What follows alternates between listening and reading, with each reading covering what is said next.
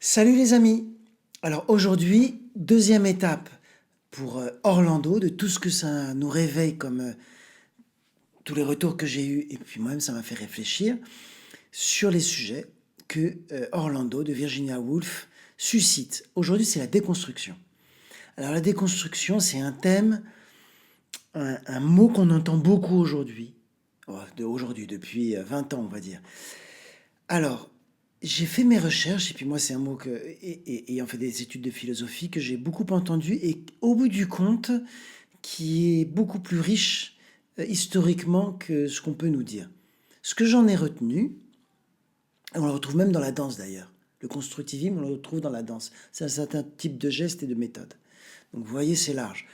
En tout cas, au point de vue philosophique, ce qu'on peut dire, c'est que euh, ce sont des travaux qui sont fondés sur Schopenhauer, le philosophe Schopenhauer, Nietzsche, Heidegger, Derrida et Foucault. Mais sur ça, tout le monde est d'accord. Mais en fin de compte, c'est un courant perpétuel, hein, la déconstruction. Je ne vais pas préciser là, parce que l'idée n'est pas de faire une conférence philosophique, mais Schopenhauer a une critique absolument radicale de la métaphysique. Que Nietzsche reprend. Ensuite, Heidegger continue encore, et Derrida et Foucault également, il l'amène, on va dire, de manière plus sociologique.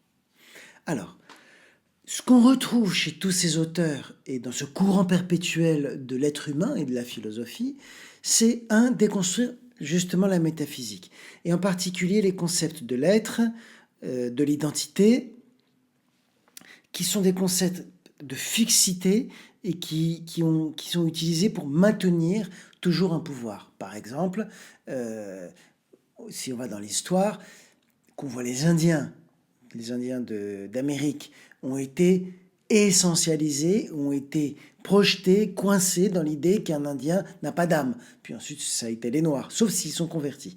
Voilà, mais on a des milliers d'exemples de comment un être est réduit et coincé. Donc la métaphysique, elle permet ça parce que la métaphysique, elle va dire il y a un monde des idées, un monde des substances, des hypostases, comme on dit dans la religion catholique médiévale, qu'on ne peut pas voir, mais sur lequel toi tu fais partie de ça. Ou aujourd'hui des archétypes même.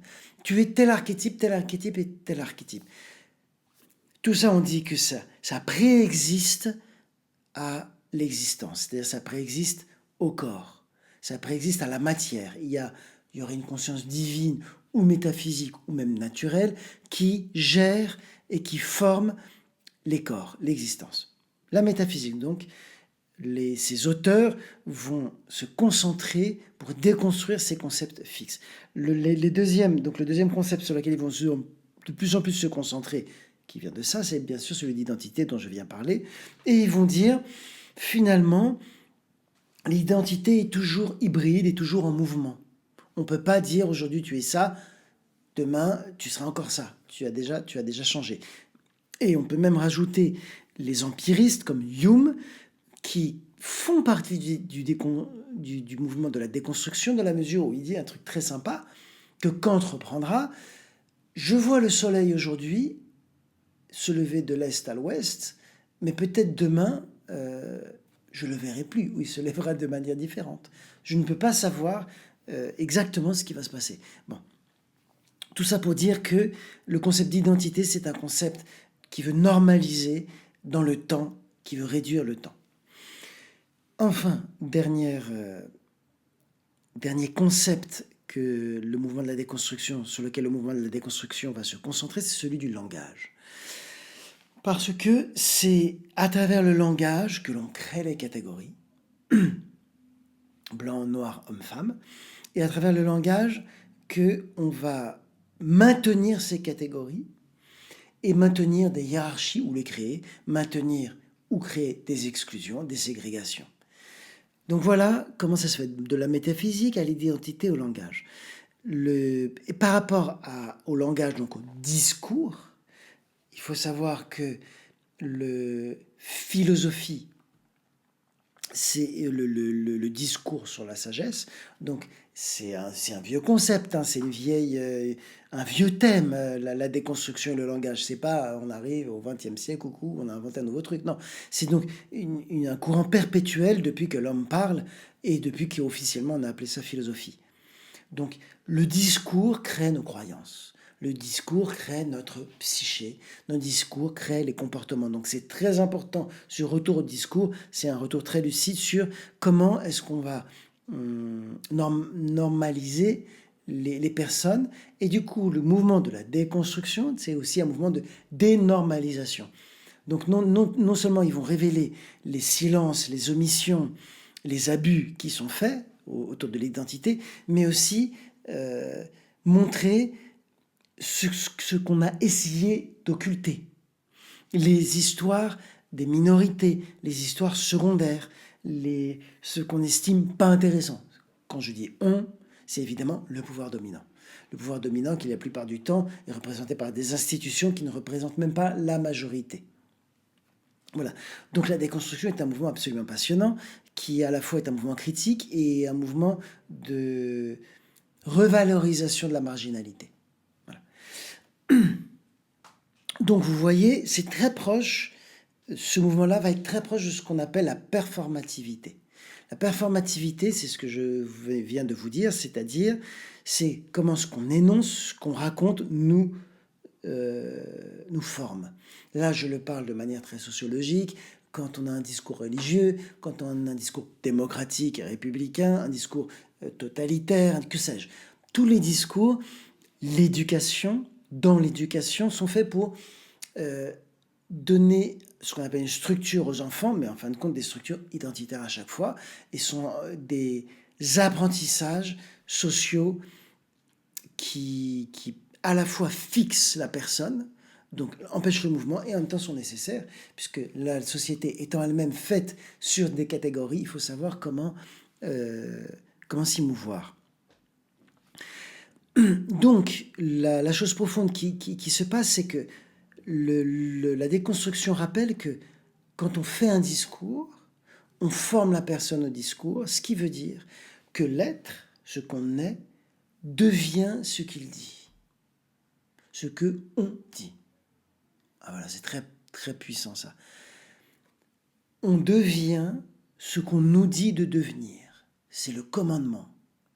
C'est l'idéologie. Qu'elle se dise ou qu'elle ne se dise pas.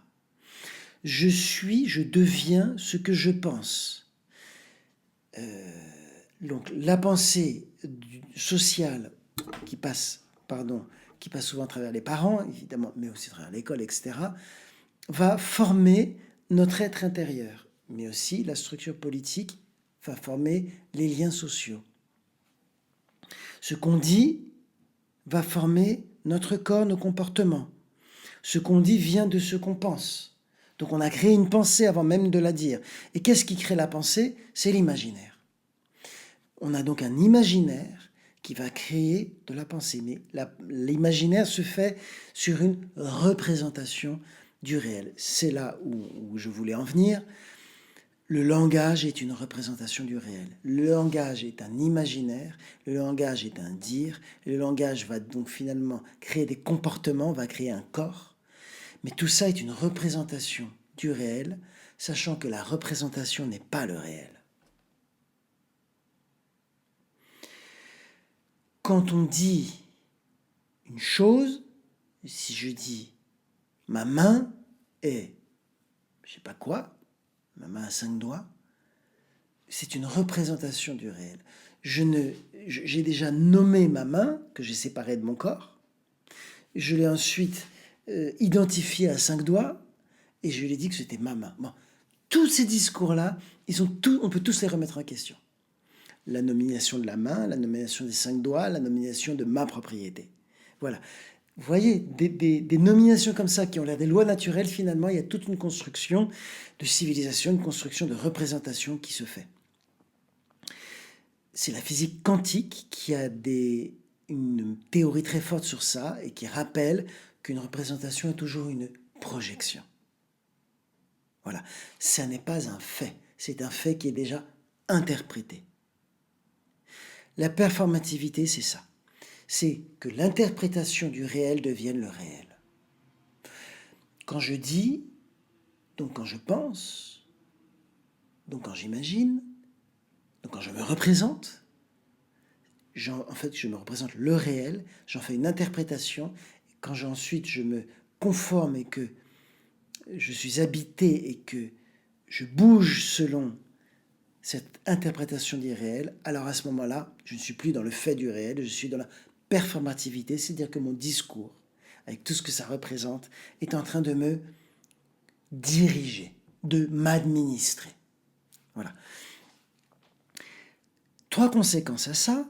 D'une part, qu'il y a, encore une fois, il y a une dissociation, une binarité entre le réel et l'interprétation du réel, entre le réel, le réel du corps et l'interprétation du corps ou du réel du corps par l'esprit. Donc on est encore dans une binarité, une duplicité, avec même une domination du discours, donc de l'esprit qui a construit ce discours, qui se l'est imaginé. Je répète exprès les mots parce que c'est toute une série, vous voyez,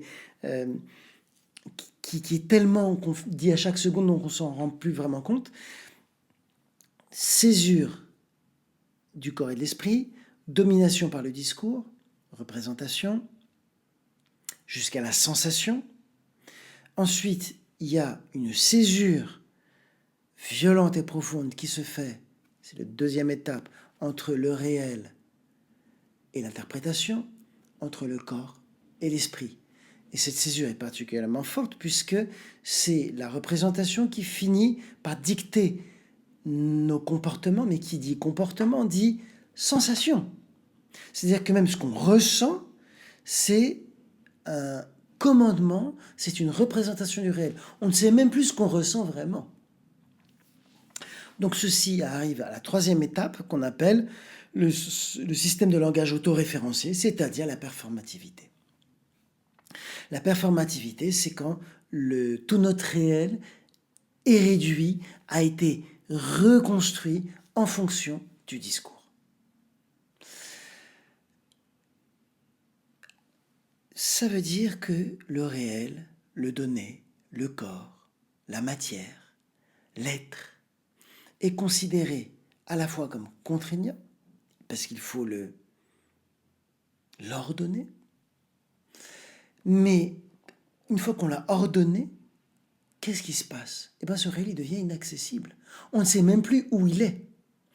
Donc, les conséquences de la performativité, c'est que à la fois le réel est plutôt à la base considéré comme une contrainte, quelque chose qui n'est pas libre, qui ne représente pas notre liberté de construire, notre liberté de l'esprit dominant le corps, puisque la liberté de l'esprit, c'est de dominer le corps et de le faire à son image, et que, de manière conséquente, le corps lui-même, le réel lui-même, la chose en elle-même, si je puis dire, devient, on ne sait même plus, elle s'est perdue quelque part, elle est devenue, comme on dit dans la culture cyberpunk, a ghost. Elle est devenue une âme errante quelque part dans le corps du cyborg, on ne sait pas où. Alors, ça pose dans le monde d'aujourd'hui des questions importantes, notamment, et là je fais référence au podcast sur le genre, lorsque la science nous dit ce qu'est le réel, soi-disant du corps, la science va dire le corps est un système biologique mesurable, expérimental, que l'on peut valider selon des processus d'expérimentation, encore une fois, rationnels. Eh bien, cette proposition que je viens de faire est performative. Elle ne dit pas le réel du corps, mais elle est déjà en train de le mettre en boîte dans un fait qui n'en est pas un biologique, donc réduit à un biologique, ce que Agamben appelle la vie nue, c'est-à-dire réduit à un chiffre, à un symbole éventuellement, à un paquet de nombres, un protocole. À partir du moment où le corps est rentré dans cette performativité, ce qui est extraordinaire, puisque et la force de la science, c'est de nous faire croire que cette performativité est une loi biologique. Ben non, ça n'est pas c'est une loi, c'est encore un discours et une représentation du corps qui a en plus une action technique, c'est-à-dire qu'on peut transformer le corps. Il faut bien voir que quand un dogme religieux ou autre, ou spirituel, ou politique, ou tout ce que vous voulez, transforme en représentation du corps, il vous le transforme à l'intérieur. De même que quand la science nous transforme non seulement nos représentations du corps, mais aussi le transforme réellement, mais comme peut faire un rite, on est dans la même performativité. Ça pose une question, justement, qui est toutes les théories qui nous disent nous, on n'est pas construit, on vous dit la vérité, on vous dit une loi biologique, ça n'est pas vrai. Mais la deuxième question, il faut aller au fond, c'est quand on déconstruit la science, ou quand on déconstruit la religion, quand on déconstruit un dogme politique, on le déconstruit au nom de quoi? Est-ce que nous-mêmes, notre déconstruction du genre, par exemple, n'est-elle pas elle-même commandée par une autre construction sous-jacente qui ne dit pas son nom? Est-ce que la déconstruction n'est pas aussi une reconstruction dont on ne voit pas encore les effets? Cette question-là, le mouvement de la déconstruction se l'est posé, évidemment. En tout cas, pour les plus sincères et les plus conséquents, cohérents. Et Michel Foucault, par exemple, ou bien Derrida, ont essayé d'échapper à cette difficulté en disant, ben voilà, c'est ce qu'on appelle le postmodernisme, on va multiplier les catégories, on va les hybrider, on va les déplacer. Donc, on est homme et femme à la fois, on est animal et humain. Il y a donc toute une complexité de fluidité, d'hybridation des catégories, de déplacement. Qu'est-ce que nous dit la philosophie du mouvement dans tout ça? Bon, la philosophie du mouvement, cette sagesse, elle va nous dire que par rapport à la catégorisation, multiplier une catégorie, c'est encore être sous l'emprise de la catégorie. Ce n'est pas parce qu'on fait 36 catégories de genre, 36 catégories sexuelles, qu'on est sorti de la catégorie, pas du tout, et qu'on a touché au mouvement, pas du tout. On reste dans la catégorie, juste on les multiplie. C'est même dangereux parce que la multiplication, l'hybridation, la médiation permanente par des catégories avec cette sorte de richesse nous fait croire qu'on va toucher au mouvement, alors que pas du tout. En fin de compte, on reste dans un système de langage performatif, on reste dans un système autoréférencé. Et on se fait croire par un feu d'artifice qu'on est en train de toucher au mouvement. Pas une sorte de... On court de l'un à l'autre, on multiplie peut-être même les expériences de catégories d'identité, mais on n'est pas sorti du schmilblick. Ça, c'est une chose. Allons même plus loin. La sagesse du mouvement, elle va nous dire, mais puisque à la fin tout ça, c'est une histoire de langage, et que le langage séquence, que le langage interprète. Si on veut retrouver le mouvement, alors il faut sortir du langage. Il faut sortir du langage, de la logique du langage, en tout cas de la logique du langage qui fait interprétation et réel, séparé. C'est très très puissant ça, et le philosophe Hegel avait des mots très très rigolos là-dessus, puisqu'il dit à un moment, il se rend compte, évidemment qu'il se rend compte de ses apories. Tous les grands philosophes s'en rendent compte. Il dit, bon, j'ai essayé de penser sans langage, j'ai cru devenir fou. Donc il a arrêté, et il écrit la phénoménologie de l'esprit. Ce que dit le mouvement, c'est qu'il dit, d'abord, oui, penser sans langage, il faut aller au bout. Tu ne deviendras pas fou. Et d'un. Et de deux, penser le langage sans la catégorie et la chose sans séparation, sans interprétation, ça n'est pas forcément se détacher du langage. C'est retrouver un autre langage qu'on appelle la poésie. Je ferai un podcast spécial sur ça, sur l'union entre la représentation et la chose représentée, que nous propose la sagesse du mouvement. Enfin, on s'aperçoit que dans le mouvement de la déconstruction, qui dans son activité critique est tout à fait juste, mais qui finit par tourner en rond, puisqu'ils ne veulent pas lâcher les catégories, ils ne veulent pas lâcher le langage, ils ne veulent pas lâcher la représentation, et qui pensent même trouver le réel dans ce jeu perpétuel spéculaire, spectaculaire et spéculaire, ils pensent retrouver le réel, en fait ils deviennent fous. En fait on devient fou. On se déconnecte de plus en plus de la Terre, on n'a plus d'ancrage dans le réel, et c'est ce que j'appelle, dans mon petit livre là, la psychosphère. C'est-à-dire la performativité finit par faire par accentuer nos parties cérébrales, nos parties psychiques, nos parties de raisonnement, jusqu'au délire. Alors, Lacan a un mot très rigolo sur ça, où il dit la psychanalyse est un délire scientifique. Là, il touche à quelque chose. Il nous dit la science, normalement, c'est pas un délire, c'est le contraire du délire. Mais la psychanalyse est un délire scientifique, c'est-à-dire il nous rappelle à ce moment-là que quand la psychanalyse commence à arriver à la poésie et à délirer comme si elle était une science, mais de manière méthodique et de manière méthodique et scientifique, même avec les concepts scientifiques, à la fois il fait une critique de la science, il nous indique que ça se passe ailleurs.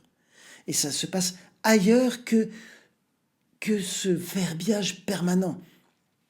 Donc c'est de ça, c'est de la psychosphère que le mouvement nous propose de sortir. Alors, on se rend compte, en conclusion, que ce que la sagesse du mouvement a à nous dire sur le mouvement de la déconstruction, c'est que la critique est vraie, mais la solution, en fin de compte, reste pathologique.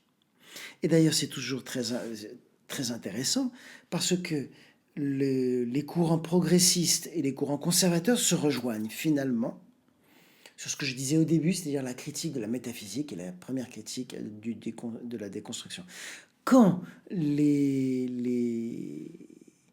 conservateurs nous disent il n'y a qu'une seule identité, qu'une seule métaphysique, qu'une seule identité, il faut s'y conformer, et quand les progressistes nous disent non, non, non, pas du tout, on peut avoir autant d'identités qu'on veut, on peut même les multiplier et les créer, eh bien, les deux font un plaidoyer pour l'identité. Les deux sont encore dans de la métaphysique rationnelle. Bon, de toute façon, la métaphysique est forcément rationnelle. Ils ont finalement, les deux ont projeté encore des cadres identitaires, qu'ils soient réduits à une ou qu'ils soient multiples.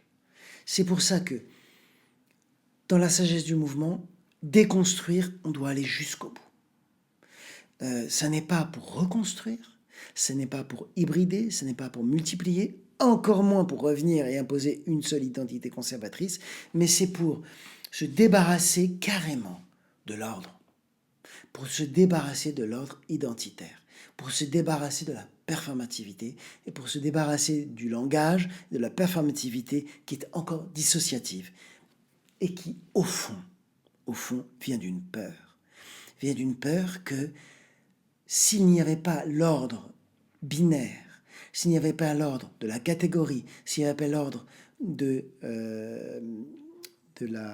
l'identité, de la reconnaissance, de la distinction, on serait perdu, ce serait la jungle, ce serait la panique. Voilà. Cette peur-là, la sagesse du mouvement, c'est exactement contre cette peur-là que la sagesse du mouvement va indiquer d'autres voies. C'est-à-dire sortir de cette performativité, donc que la déconstruction, elle doit avoir lieu, mais elle doit être poursuivie jusqu'au bout, c'est-à-dire jusqu'à déconstruire la performativité, et retrouver l'ancrage dans le réel, justement. On ne doit pas se perdre dans un délire permanent mais le délire doit nous faire revenir à quelque chose de solide. Quand je parle de délire, c'est-à-dire un délire, par exemple lacanien, mais il y en a le délire poétique, qui est le délire le plus puissant, qui semble un délire, ce délire-là doit nous faire revenir, au contraire, au réel. À bientôt pour la troisième étape sur la récupération, où là, on va plutôt interroger cette fois-ci nos amis situationnistes, Guy Debord, et on ira sur un terrain un peu plus politique. Salut les amis!